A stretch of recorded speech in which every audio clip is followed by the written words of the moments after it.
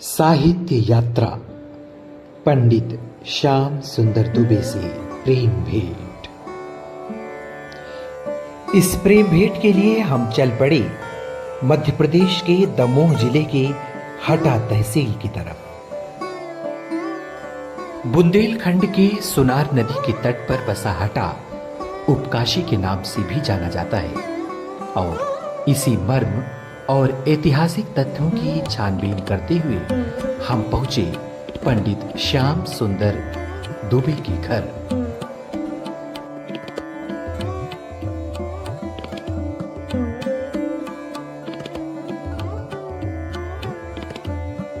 मुख्य रूप से हिंदी साहित्य रचने वाले पंडित श्याम सुंदर दुबे वर्तमान समय में पौराणिक कथाओं पर कार्य कर रहे हैं। भले से ही वो हिंदी साहित्य रचते हैं, मगर उनकी कहानियों और उनकी रचनाओं में बुंदेली शब्दों का भी प्रयोग बहुतायत में दिखता है। बुंदेलखंड उनके लेखन में रचा बसा है। हटा, जो कि बुंदेलखंड के सुनार नदी के तट पर स्थित है, ऐसे में हम हटा की ऐतिहासिक और धार्मिक महत्व को जानने और समझने के लिए मिलने चल रहे हैं श्याम सुंदर दुबे से।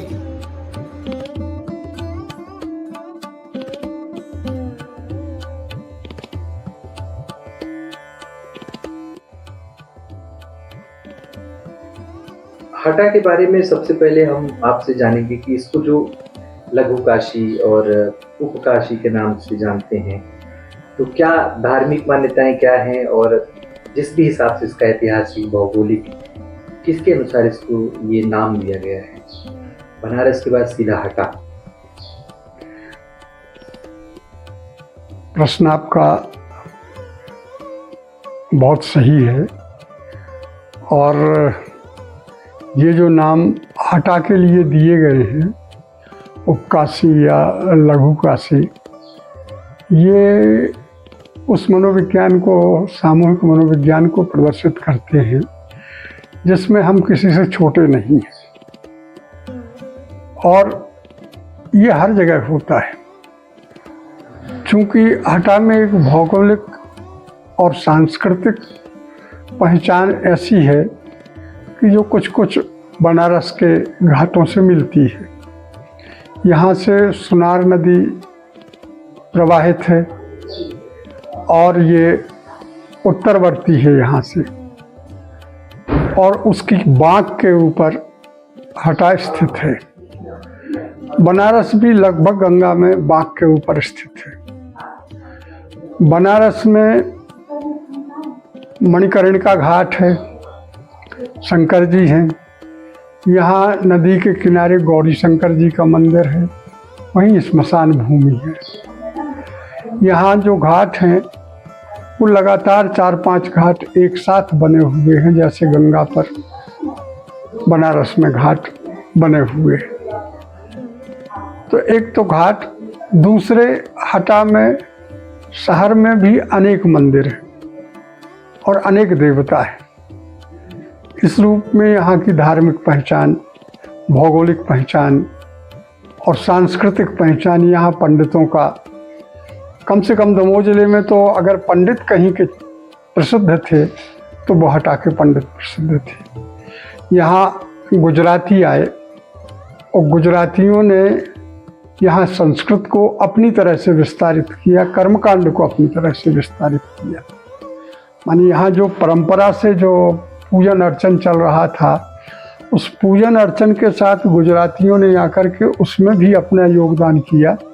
तो यहाँ जो नवचंडी, सहस्त्र चंडी वगैरह होती है, ये अलग ढंग की होती है।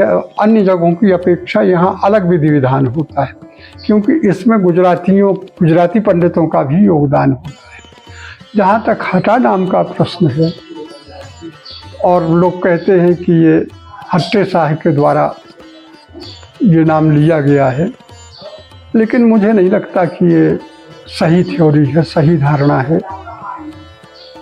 अगर हट्टे शाह के द्वारा ये नाम दिया गया होता, हट्टे शाह के कारण हटा नाम पड़ा होता, तो हटा का पूर्व नाम भी हमें पता चलता।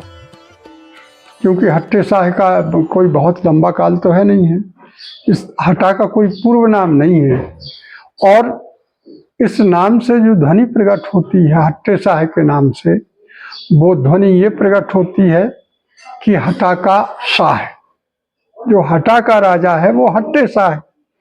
तो इसका तात्पर्य ये है कि हटा बहुत पुराना नाम है और हटा संस्कृत हाटकम से ये नाम विकसित हुआ है। एक समय था जब हटा इस क्षेत्र का सबसे बड़ा बाजार था और दमोह जिला नहीं था, हटा जिला था। दमोह तो जैसे ही रेलवे स्टेशन बनता है वैसे ही विकसित होता है, लेकिन जितने नदी किनारे के शहर गांव हैं वो हमारी संस्कृति के बहुत प्राचीनतम हिस्से हैं। हटा चूंकि नदी के कगार पर स्थित है और ये बहुत प्राचीन नगर है। इस रूप में हटा का नाम हाटकम से ही पड़ा और जब नया बाजार बना तो वो नौहटा पड़ा। नया हाट जो नौहटा है वो नौहटा में नया बाजार बना इसके बाद, तो उसका नाम पड़ा नौहटा। इस तरह से हटा का नाम पुराना नाम है। लोगों ने अपने को थोड़ा बड़ा बनाने के लिए ये जरूर मान लिया कि हम बनारस के अनुरूप हैं। ना सही बनारस तो लघु बनारस हो गए, छोटी बनारस हो गए। लेकिन मुझे ये ठीक नहीं जचता। इसलिए नहीं जचता कि बनारस अपनी जगह है, हटा अपनी जगह है। इसमें कोई छोटाई मोटाई का प्रश्न नहीं उठना चाहिए। हटा का अपना गौरव है, बनारस का अपना गौरव है। हम बनारस को कैसे यहाँ लघु मान लें? बनारस आपकी अपनी संस्कृति, हटा की अपनी संस्कृति। हटा अपने आप में दैदीप्यमान है, इसलिए किसी लघु से जोड़ने की इसकी जरूरत नहीं है। दूसरी चीज की, ये तो हुई शहर की बात जी। एक जिस नदी के किनारे यह बसा है वो सुनार नदी का कुछ इतिहास या सुनार नदी का वर्णन प्राचीनतम किसी ग्रंथ में या किसी लेख में, किसी पांडुलिपि में? इसको सुनार नदी को कई लोग कहते हैं ये स्वर्णभद्रा है इसका नाम, और स्वर्णभद्रा नदी का उल्लेख पुराणों में भी मिलता है, लेकिन स्थानांतरित होकर के मिलता है। इधर नई शोधों के अनुसार स्वर्णमुखी नाम से इस नदी को व्याख्यायित किया गया है और स्वर्णमुखी नदी का उल्लेख यहाँ ये जो विंध्याचल की शाखा है इसी में मिलता है। इसलिए नामकरण के संबंध में सुनार तो अपभ्रंश है, ये स्वर्णभद्रा या स्वर्णमुखी नदी है। और हो सकता है एक कारण ये भी रहा हो कि जैसे सोनभद्र में सोने के कण मिलते हैं, यहाँ भले ना कण मिलते हों, लेकिन यहाँ सुनारों का निवास इसके किनारे पर रहा है। जैसे हटा के सुनार यहाँ प्रसिद्ध रहे, रहेली में भी सुनारी का काम होता रहा, गढ़ाकोटा में भी होता रहा। तो ये एक इस रूप में भी इसका नाम स्वर्णभद्रा या स्वर्णमुखी पड़ सकता है। और ये है बहुत गहराई वाली नदी है और काले पत्थरों को चीरती हुई बहने वाली नदी है, चट्टानों को चीरती हुई बहने वाली नदी है।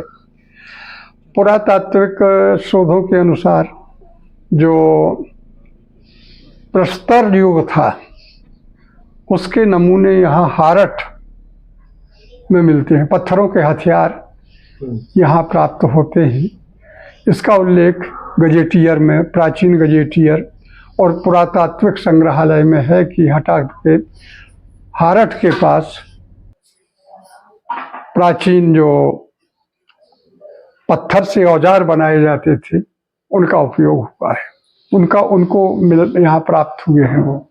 इसका अर्थ ये भी हुआ कि ये सुनार नदी के इस तरफ का पूरा इलाका एक समय में जंगल से आच्छादित था और आदिवासी मनुष्य यहाँ आदिम अवस्था में रहता होगा और उसने यहाँ पत्थरों की बहुतायत देख करके यहाँ हथियार बनाए होंगे। यहाँ से करीब 10-12 किलोमीटर दूर फतेहपुर ग्राम है। फतेहपुर ग्राम में गुफाएं हैं। गुफाओं में, वहाँ गांव में रकत की पुतरियां कहा जाता है, वहाँ गुफाओं में चित्रांकन है रक्त की पुतरियों को, यानी लाल रंग से वहाँ चित्र बनाए गए हैं। गांव के लोग उनको रकत की पुतरियां कहते हैं। हमने वो गुफाएं देखी हैं, उसके ऊपर लिखा भी है। लगभग 15 या 20 हजार वर्ष पूर्व की वो रकत की पुतरियां हैं। राय बहादुर हीरालाल ने भी उसके ऊपर उल्लेख किया है। इसका अर्थ ये हुआ कि हटा सुनार के इस पार तो नगर था और उस पार जंगल था, और यहाँ लोग जो विकसित होते गए, जो नागर संस्कृति से जुड़ते गए, वो नदी के इस पार बसते गए, उस पार वो जंगल था। तो बहुत ऐतिहासिक नदी है सुनार नदी, भले छोटी हो और अपने आप में उतनी महत्वपूर्ण ना लगती हो, लेकिन हमें तो ये बहुत महत्वपूर्ण लगती है, क्योंकि हमारा लगाव सुनार नदी से है और मैं जब भी अवसर मिलता है मैं सुनार की चर्चा जरूर करता हूँ। आज हिंदी साहित्य पर थोड़ा सा बात करेंगे कि हाँ, आज का जो हम लोग नई पीढ़ी हैं या जिन साहित्यकारों को पढ़ते हैं, उससे पहले मैं जानना चाहता हूँ कि आपका इस बुंदेलखंड में आगमन कब हुआ? बहुत पीढ़ियों से आप यहाँ पर हैं या आपके समय से, या अपने ही दौर में आप यहाँ आए? हम लोग कान्यकुब्ज ब्राह्मण हैं। दुबे आस्पद है हम लोगों का, लेकिन है हम लोग कान्यकुब्ज ब्राह्मण। और हम जिस गांव में थे, उस गांव में हमारे बचपन में बहुत सी पांडुलिपियां हस्तलिखित हमारे घर में थी। हमारे पिताजी बताया करते थे कि हमारे पूर्वज, जिनका नाम राधिका प्रसाद था, वो कभी जबलपुर में एक सुलेखक के रूप में कार्य करते थे सेठ गोविंदास के परिवार के पास, और वे लिपिकार थे, अक्षर लिखते थे। बाद में मुझे वहाँ उन पुस्तकों में कर्पूर मंजरी मिली। कर्पूर मंजरी वो किताब है जो राजशेखर के द्वारा लिखी गई है, और राजशेखर कान्यकुब्ज से जब वहाँ विद्रोह हुआ कन्नौज में, कान्यकुब्जेश्वर के यहाँ वो कवि थे, और जब वहाँ विद्रोह हुआ तो राजशेखर दक्षिण की ओर यात्रा करने लगे। तो उस समय राजशेखर अकेले तो चले नहीं होंगे, राजकवि था, उसके साथ बहुत से लोग चलते रहे। चलते चलते वो त्रिपुरी पहुंचे हैं। त्रिपुरी में राजशेखर का बहुत लेखन हुआ, और कर्पूर मंजरी भी उन्होंने वहीं लिखी। तो मुझे लगता है कि ये जो यात्रा थी कान्यकुब्ज नगर से, कन्नौज से, इसमें उनके साथ जो कुछ लोग चले होंगे, कोई रसोइया होगा, कोई सुलेखक होगा, कोई किसी तरह का होगा। हम लोगों के पूर्वज उस दल में से छूटते छूटते इस तरह से यहाँ बसते गए होंगे, क्योंकि कर्पूर मंजरी का लेखन और कर्पूर मंजरी की पांडुलिपि हमारे यहाँ मिलने का अर्थ है कि वो कर्पूर मंजरी उनके पास थी जो उस समय लिखी गई होगी। और मुझे कर्पूर मंजरी का जब पढ़ने का अवसर मिला तो उसमें जो प्राकृत के संवाद हैं, वो प्राकृत के संवाद एक एक वाक्य में बुंदेली के संवाद लगते हैं। इसका मतलब है कि यहाँ 6वीं 7वीं शताब्दी के लगभग बुंदेली आ चुकी थी, क्योंकि यह हमने एक राजशेखर संगोष्ठी में बात की थी जबलपुर में, और बड़े अखबारों ने इसको छापा था हेडिंग दे करके कि उस समय बुंदेली थी। तो ये हमें लगता है कि हमारे पूर्वज इस तरह से यहाँ कन्नौज से आकर यहाँ बसे, और हम लोग उसी कारण कान्यकुब्ज हैं। तो आपका जो ज्यादा लेखन है वो हिंदी साहित्य में या हिंदी भाषा में ज्यादा है, उपन्यास हो, कहानियां हो। बुंदेली परिपाटी को मतलब समृद्ध कितना कुछ आपने उसके लिए किया, या फिर आने वाले समय में उसके लिए क्या कुछ? देखिए, जो रचनाकार होता है वो रचनाकार उस बोली में लिखे चाहे ना लिखे, लेकिन उस बोली की तासीर को तो पालता है अपने भीतर। वो तासीर उसमें ध्वनित होती रहती है। तासीर का अर्थ है कि बुंदेलखंड की जो भौगोलिक, जीवन शैली, जो सांस्कृतिक, जो जैविक, जो परंपराएं हैं, वो हमारे साहित्य में प्रतिध्वनित होती रहती है। और मैंने प्रयास ये किया है कि हिंदी साहित्य में लिखते हुए भी बुंदेली शब्दों का प्रयोग बराबर करना चाहिए, ताकि हमारी बुंदेली के शब्द एक व्रत हिंदी संसार में पहुंच सकें। इधर मैंने बुंदेली में लिखा है। बुंदेली में एकांकियों की कमी जब मुझे लगी तो मैंने करीब 10-15 एकांकी बुंदेली में लिखे हैं, और बुंदेली में कुछ निबंध भी लिखे हैं। तो मैं बुंदेली में भी लिखता रहता हूँ, लेकिन बुंदेली में मैं प्रमुख रूप से नहीं लिखता मैं हिंदी में ही हूँ, लेकिन बुंदेलखंडी संस्कारों और उसके भाषा के संस्कारों को बराबर अपनी रचनाओं में व्यक्त करता हूँ। कुछ और